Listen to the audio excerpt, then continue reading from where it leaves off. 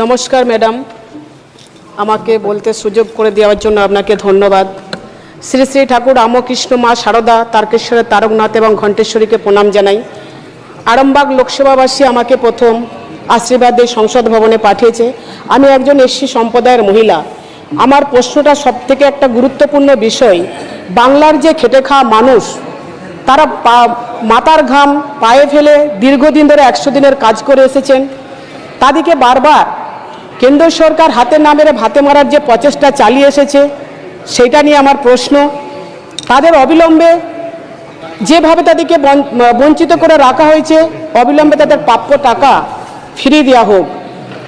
তার কারণ সংসদ ভবনে এসে আমরা কয়েকবার আমরা বেশ কিছু প্রশ্নের মুখোমুখি হয়েছি এবং অনেক বিষয় আমরা শুনতে পেয়েছি যে কৃষির উন্নয়ন করা হয়েছে, শ্রমিকদের উন্নয়ন করা হয়েছে, এসসি এসটি সম্প্রদায়ের উন্নয়ন করা হয়েছে, কিন্তু আখের আমরা খেটে খাওয়া গরিব মানুষরা একদিকে আমরা বঞ্চিত হচ্ছি।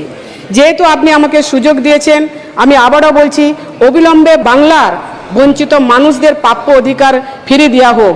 তার সাথে সাথে বলবো, বাংলার মুখ্যমন্ত্রী মমতা বন্দ্যোপাধ্যায় যখন রেলমন্ত্রী ছিলেন, ভাবাদিঘি থেকে আরামবাগ থেকে বিষ্ণুপুর যে রেল স্টেশন, সেটা স্তব্ধ হয়ে রয়েছে।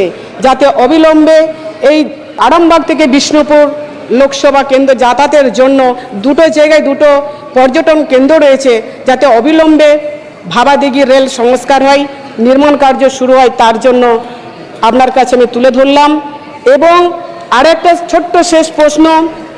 দীর্ঘদিন আমরা একটা বিষয় দেখে আসছি, বাংলার যে মানুষের বেঁচে থাকার জন্য নিত্য প্রয়োজনীয় জিনিসের যে দ্রব্যমূল্য বৃদ্ধি, তা বাংলার মানুষের হেসেল পর্যন্ত পৌঁছাচ্ছে না, নাভিশ্বাস উঠেছে। এই বিষয়ে যদি কেন্দ্রীয় সরকার একটু আলোকপাত করেন তো আমি কৃতজ্ঞ থাকব। আমি আমার বক্তব্য শেষ করছি। বলতে দেওয়ার জন্য অনেক অনেক আপনাকে ধন্যবাদ।